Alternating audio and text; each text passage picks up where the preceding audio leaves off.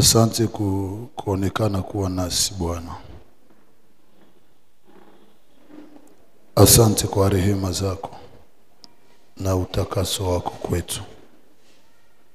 Kwa jina lako Yesu Kristo. Amen.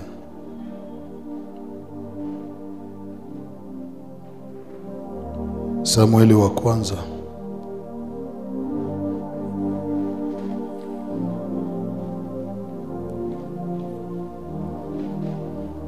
sura ya 7 na mstari wake wa 12. Tunasoma kwa jina la Yesu Kristo. Ndipo Samueli akatoa jiwe na kulisimamisha kati ya Mispa na Sheni. Akaliita jina lake Ebenezer, akisema, hata sasa Bwana ametusaidia. Tunaweza ikaa.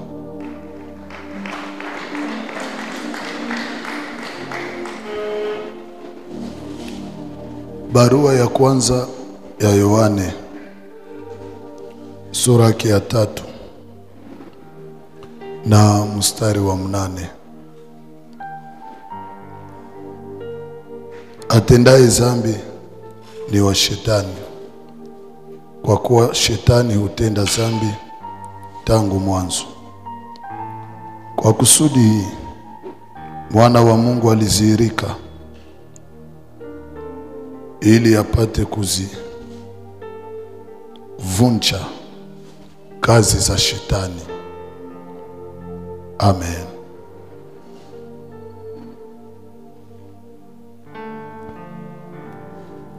Tuko ndani ya kipindi yetu ya 40 jours, na ni mafungo ya kufungula 12 heures kwa watu wote. Na kila asubuhi na magharibi tuko na kuwa na mkutano. Na tumepata neema ya Mungu kuanza tangia siku ya kwanza asubuhi. Tuko na kuwa na somo ambayo inasema le problème de Gédéon, shida ya Gédéon. Na magharibi tuko na somo ambayo inasema Ebenezer. Na ndio ile iko kwenye afisha. Na mwa hii parti ya kwanza tuko nafundisha kuhusu l'Ebenezer dans la sanctification.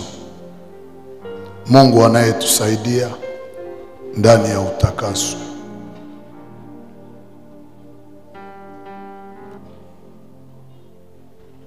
Lakini asubuhi ya leo tuna ile somo, lakini naonesha sa faida ya Ebenezer ndani ya utakaso. Les avantages de d'Ebenezer dans la sanctification. Faida ya Ebenezer ndani ya utakaso. Ni parti kubwa ya upekee ndani ya maisha ya kiroho, lakini iko neglige na watu wengi. Hakuna maisha mazuri kama vile maisha ya utakaso. Ni maisha ya upekee. Ni maisha yenye hauwezi linganisha, hauwezi fananisha. Kama Mungu anatuita kwa utakaso, anajua kwa nini ametuita ndani ya utakaso. Mara mingi anatusaidia kupata ndoa, kupata watoto, kupata kazi, mafanikio. Na pale wa Kristo ndio wanamuita Ebenezer. Ulikuwa ndani ya vita na kupigania, unasema hakika we ni Ebenezer. Na ni nyimbo ambayo Wakristo wengi wanangojea le 31 waimbe usiku. mahali nimefika, nimeona mkono wako, na sasa ninasema wewe. Utaangalia vizuri venye utaona venye Mungu alikufanyia depuis janvier mpaka Desembre. Wewe unaangalia ile sumu alikuepusha nayo, maadui alikupigania, alikujibia. Unasabu ya kwamba mubyote venye Mungu alikufanyizia hamuna kia maana sa kumaliza mwaka ndani ya utakaso. Hamna.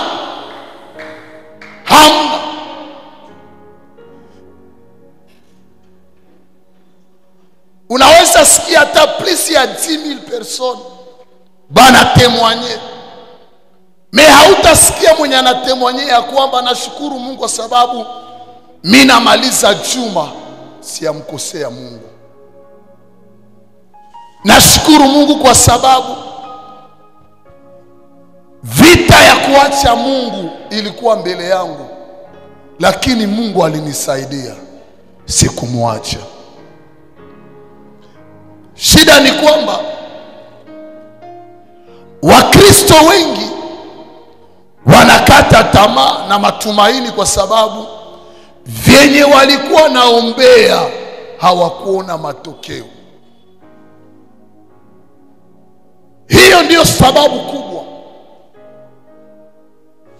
Meacha nikwambie, hakuna kitu kinaweza kukatisha tamaa sawa vile kujikuta unamkosea Mungu, kujikuta utakatifu wako unaenda mbali na Mungu.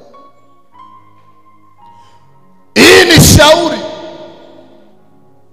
usijitengake na kitu ambacho kiko ndani faida ya kimungu. Ukisikia banakuambia faida ya ndoa, faida ya kazi, faida ya masomo, faida ya huduma, faida ya utakaso, paka sana muzile faida na upate amu faida yako.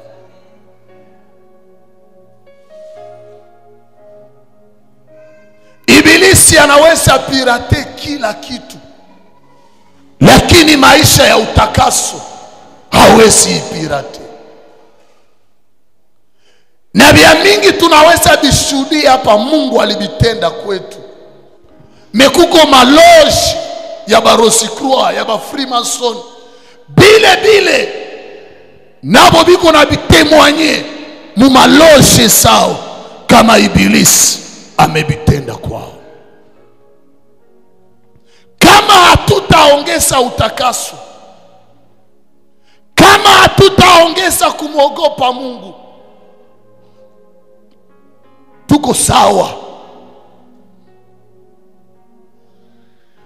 Na wala usikwe na matumaini ya kwamba kwa sababu uliombea ndoa ukaipata, kazi ukaipata, utajiri ukaipata, hapo tatia matumaini ya kwamba na uzima wa milele utaipata. Imeandikwa, heri wenye moyo safi, maana wale watamuona Bwana. Mathayo sura ya 5 na mstari wa 8.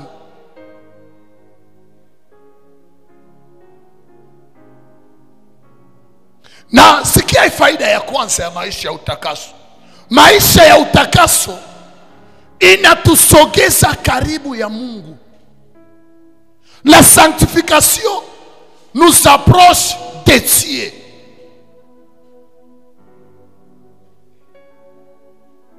Être saint inatusaidia kuwa mkominio avec l'Éternel. Hébreux chapitre 12 verset 14. Recherchez la paix avec tous et la sanctification, sans laquelle personne ne verra l'Éternel. Même si utatafuta amani na watu wote, ni amani ya dunia.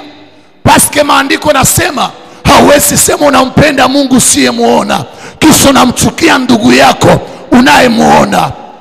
Kuwa vizuri na watu itakupatia témoignage ya bien hapa chini ya jua.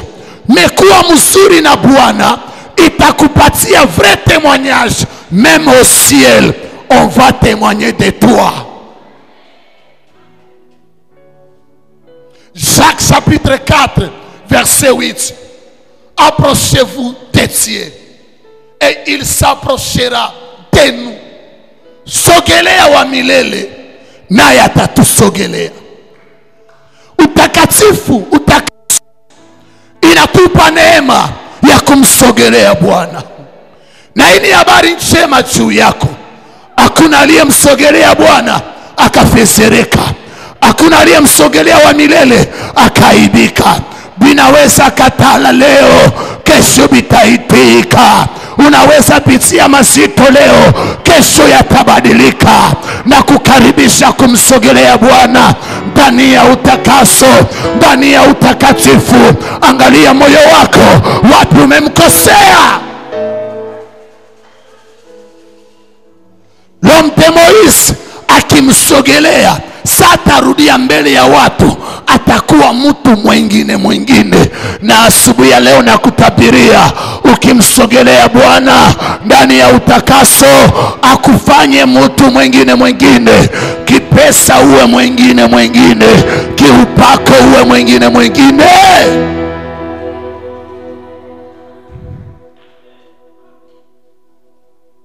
Maisha ya utakaso inatupatia nafasi ya kumsogelea Mungu.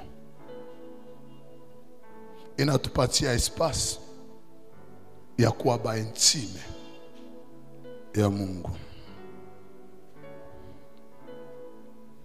Pointi ya pili, maisha ya utakaso inatubadilisha kwa picha ya Kristo. La transformation, la sanctification nous transforme à l'image de Jésus-Christ.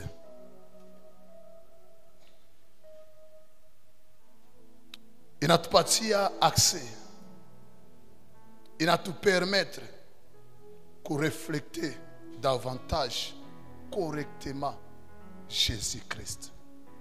Wakati watu wanakuona, wanaona Kristo. Petro anaweza tembea, wanamwambia hata kutembea yako wewe ulikuwa pamoja na. Anasema hata usemi wako. Ningilitafuta kuambia mtu mmoja mahali hapa. Mara mingi tunatumika sana ili kwamba tufanane wa rokol, tufanane wa protesta. Lakini una deni ya kutumika sana ili kwamba ufanane Kristo. Kwenye madhabahu ya Jehova Nisi kuna besu ya rema. Na mtu akipiga rema mnasema ule ni mtoto wa apotre ule. Mtu akihubiri manukta mapwensi nasema ule ni mtoto wa apotre. Lakini wapagani hawana lazima abile vyote. Rema ya wapagani ni tabia yako. Wanapoangalia tabia yako ni tofauti na yao, wanasema ufunuo hii. Na ndiyo maandiko yanasema watakapoona matendo yenu mema, hapana mafunuo, hapana utajiri, watakapoona matendo yenu mema, wamtukuse yeye. Na mara mingi tunachua matendo mema ni saa mtu ndani ya shida unamsaidia. Wakiweka sadaka ya upendo unaileta. Hata wapagani wanaifanya. Na hautoe kama mpagani. Matendo mema ni tabia yako, comportement yako. Paulo anaambia wa Korinto, hata ukitoa mali yako yote, hata ukitoa mali yako yote, kama hauna upendo, hii upendo haiko upendo ya upendo, ni upendo mtu ambaye ni Yesu Kristo. Kama hauna Yesu ni bure, ni bure. Fanya yote iwezekanavyo, lakini Mungu wa Baba akupe neema. Yesu akuwe ndani yako, Yesu akae ndani yako, Yesu atembee na wewe.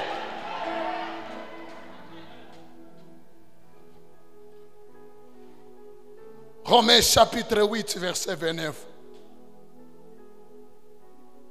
Car ce qu'il a connu davantage d'avance, il les a aussi prédestinés à être conforme à l'image de Jésus-Christ. À être conforme à l'image de Jésus-Christ. Matthieu chapitre 5, 48. Iweni watakatifu gisi baba yenu wa mbinguni alivyo mtakatifu. Wale aliowachiwa aliwapatia nafasi ya kuwa na image ya kweli ya Yesu Kristo.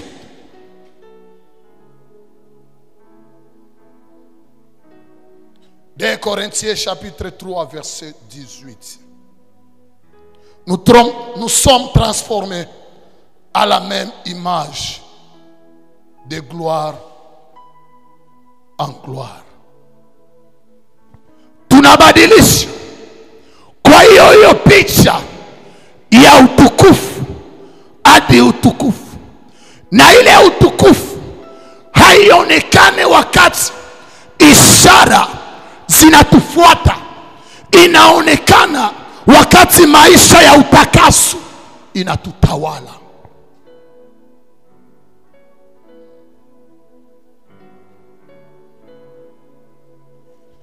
Avantage ya pili, Papa Vicky, utakaso inatupatia ushindi kwa kushinda dhambi. La sanctification nous donne la victoire sur les péchés. Sur les péchés. Ukiishi utakaso inakupatia ushindi ya kushinda dhambi, ya kujitenga na dhambi, ya kujielwanye na dhambi.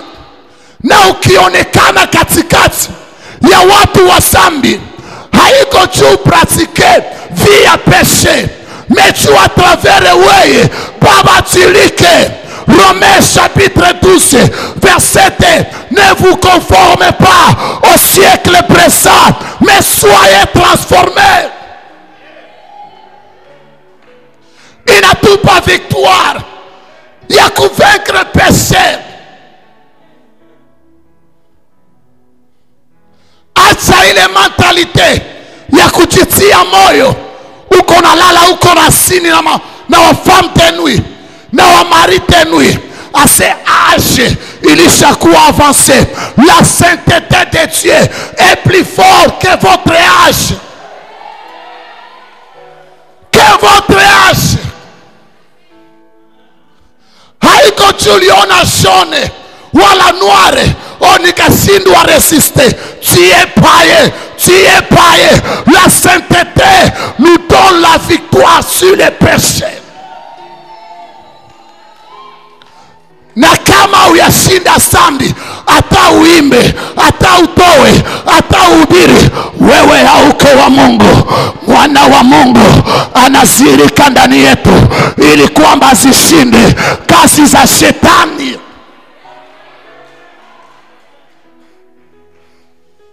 Unaanguka sana parce que unapenda uitilize strategy effort zako.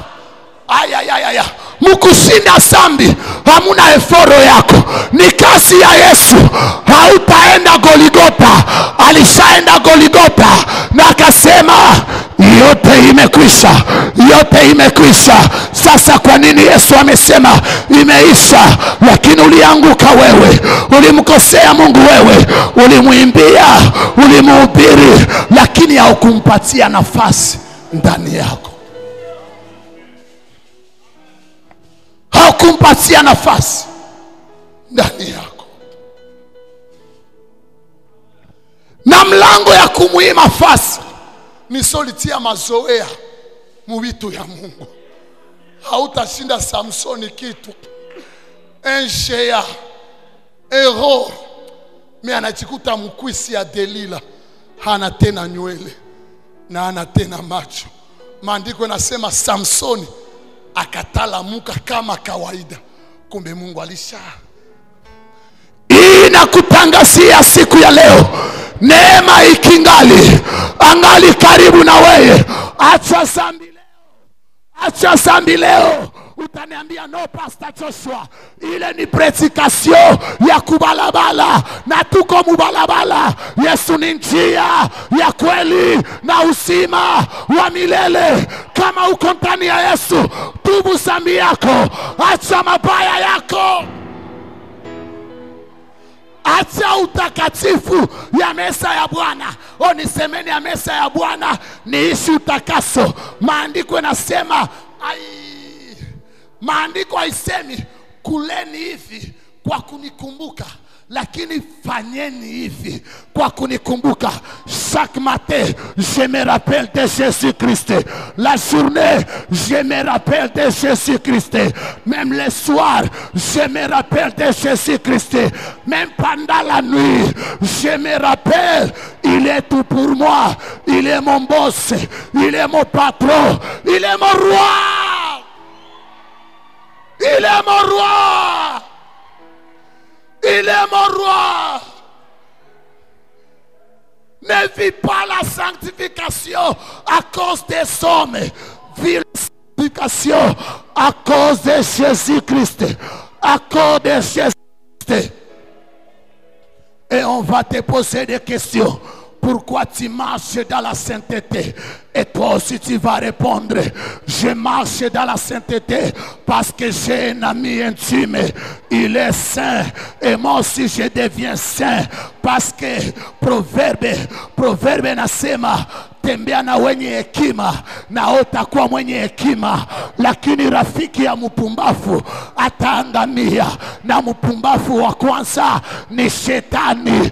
Anaweza kulewesha, lakini atakuepusha na vidonda. Anaweza tuma unazini, hata kuepusha na sida, hata kuepusha basi kupublier. Hata baseme on va publier, si tuko calme, tuko mu relax, utapublier vya wapi? Benye balizini mu Novembre mu Janvier batakuwa publier. Mupublier. Na mimi aliyentani yangu ni mtakatifu, na mimi natembea ndani ile utakatifu. Sikufanya eforo, nilimwamini yeye kama Bwana na Mwokozi wa maisha yangu. Akaniambia, mwanangu, siogope, niko pamoja na wewe. Hata ukipita chini ya bonde la uvuli wa mauti, hautaogopa mabaya, maana gongo lake na fimbo yake vyanatufariji. Hatuna faraja juu ya pesa, hatuna faraja juu ya magari, hatuna faraja juu ya maveste. Faraja yangu ni utakaso. Faraja yangu ni kumpendeza Yesu. Sina kiato, Yesu iko inatosha. Sina veste, Yesu iko imetosha. Sina mtu wa kunisaidia, Baba unatosha kwangu. Nipe neema ya kukupendeza Baba. Nipe neema ya kuendelea mutakaso. Nipe neema. Itanivalia nini nipate vyote vya dunia kisha nikukose wewe?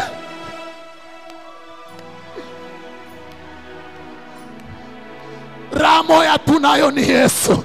Heshima moya tunayo ni Yesu.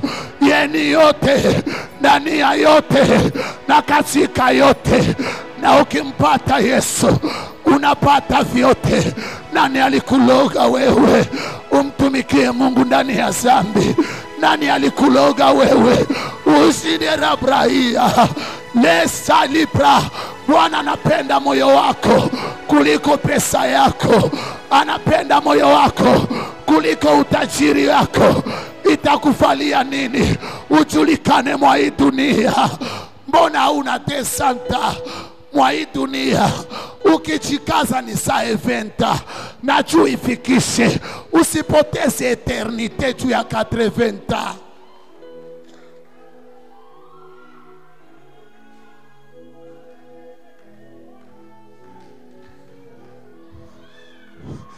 La sainteté nous donne la victoire sur le péché. Niambie Petro, wewe uko Yuda. Yuda atamkosea Mungu, anajielwanye na Yesu, anenda jiua. Mimi nakuambia asubuhi ya leo, ulifanya dhambi, hapana jielwanye na Mungu. Ukijielwanye naye utajiua. Bakia karibu yake kama Petro. Twende tena kwa nani? Na kwako ndipo pana uzima wa milele. Petro alikuwa shamwambia, tumeacha vyote, tutapata nini kwako? Alimwambia magari, alimwambia utajiri, alimwambia vya heshima sana, lakini akamwambia ya kwamba atakayeacha vyote kwa ajili yangu, pana heshima hapa duniani, pana matokeo mema hapa duniani, lakini utofauti, ile heshima mutaichangia na wapagani. Utofauti, à la fin c'est la vie éternelle. Bien-aimé, tumika juu ya uzima wa milele. Tembea juu ya uzima wa milele. Hapana soma Biblia juu ketupiga marema. Soma Biblia iokoe nafsi yako. Soma Biblia ikusaidie. Hapana ingia mu maretrete juu pate upako, utakufa na estoma.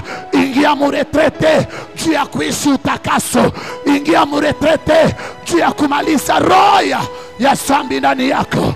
Mimi sina uwezo, mimi sina nguvu ya kushinda dhambi. Yesu akiwa ndani yangu ananipa uwezo ya kushinda dhambi, ya kushinda mabaya. Na kualika tarehe ya leo,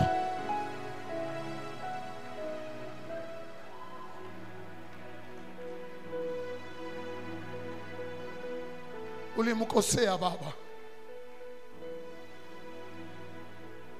ulimkosea Mungu, ulikatala simama na yeye.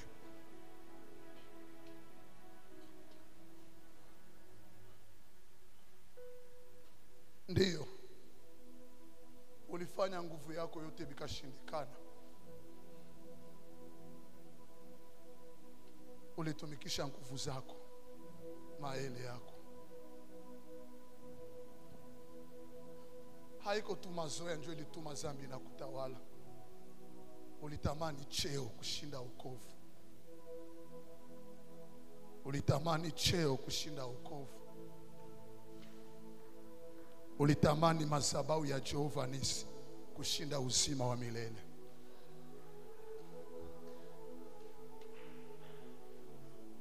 Ulitamani Apotre Gati kushinda Yesu Kristo. Ulikuwa mnafiki kwake, kwa sababu hawezi mnamheshimu apotre na umheshimu Yesu Kristo. Ulitamani kuonekana mbele ya Wakristo wa Jehova Nisi. Ulijipatia taya mrefu ya kusikiliza apotre ba Marcelo, bale ba grand géant ya evangile. Ukakosa temps ya kumsogelea Mungu aiponde nafsi yako.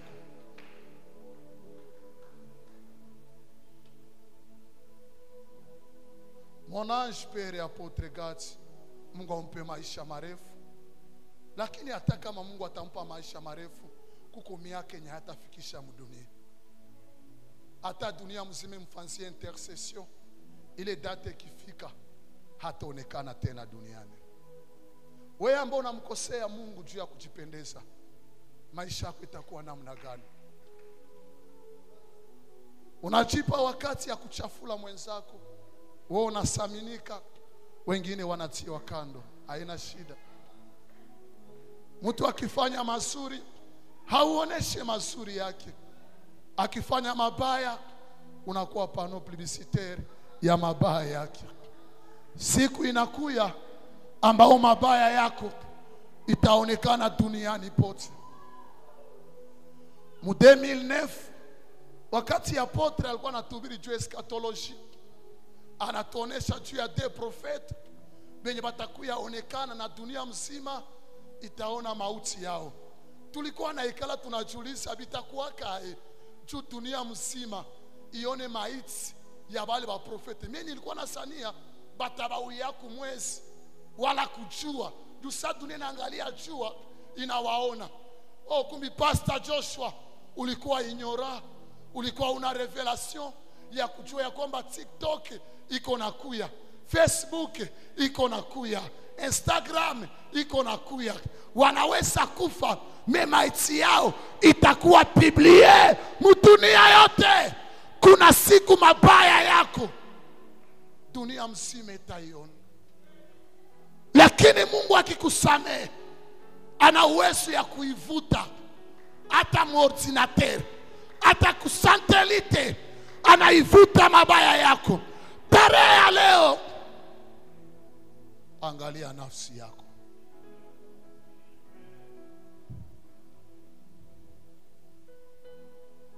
Uko ndani ya mkutano,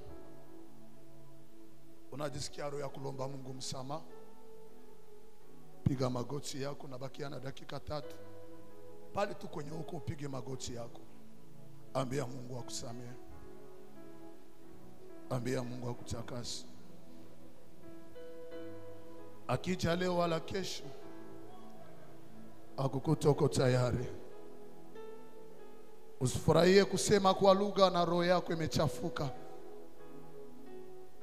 Usifurahie kuona mema ya Mungu na roho yako iko mbali na yeye.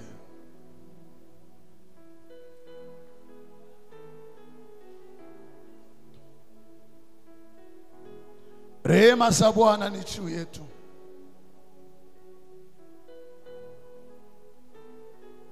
Bwana akusamehe na Bwana akutakase.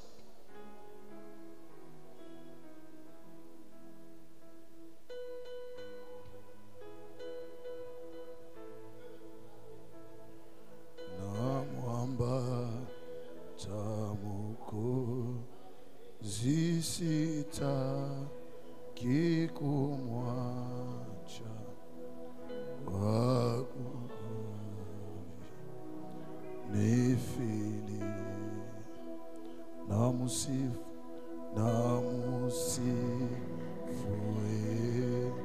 suna yenipenda daima shangili zambi zimetundikwa msalaba alipojitoa wa Mwokozi,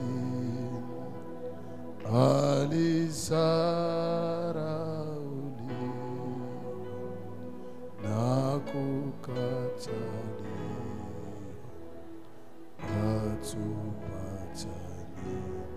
atupatanishe. Mwokozi Yesu rehema zako Bwana na kukata. Rehema zako Bwana, nisamehe Bwana, nitakase Bwana na kunisafisha. Mwokozi Yesu,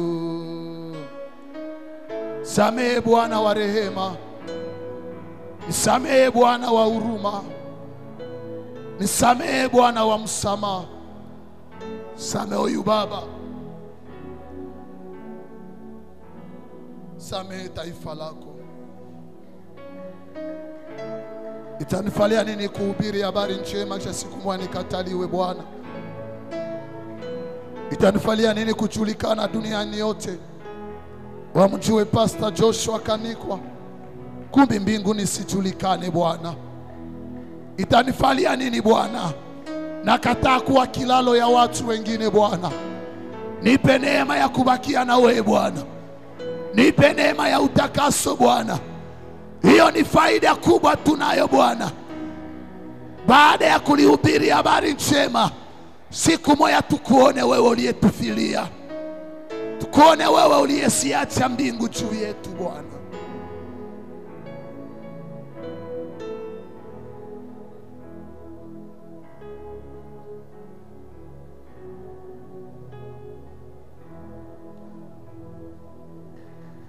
Yesu mwenye upendo na rehema yako Bwana, samehe huyu baba, huyu kaka, dada, mama, mtumishi na mjakazi Bwana. Madhabahu iko na lazima ya neema yako Bwana. Asante Bwana uliyetuchagua chini ya agano ya Ange Pere Apotre Gatsi. Mungu wa Baba, simama kwa kusamehe dhambi zetu, kusamehe mikono yetu, samehe macho yetu, samehe kinywa Bwana, samehe masikio, samehe mawazo ya moyo. Samehe Baba, samehe Bwana, samehe.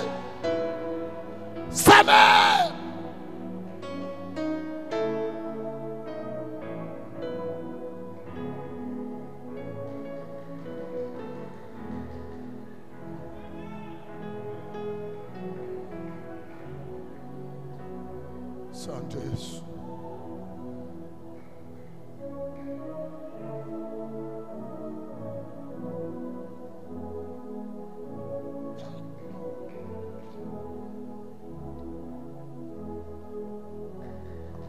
Asante Yesu. Asamehe watoto wako, asamehe jamaa yako, asamehe. Samehe Bwana.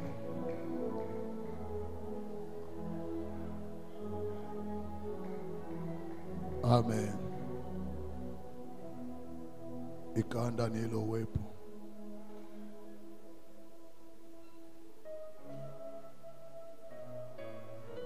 Nani kwa hapa hajabatizwa kwa maji mengi?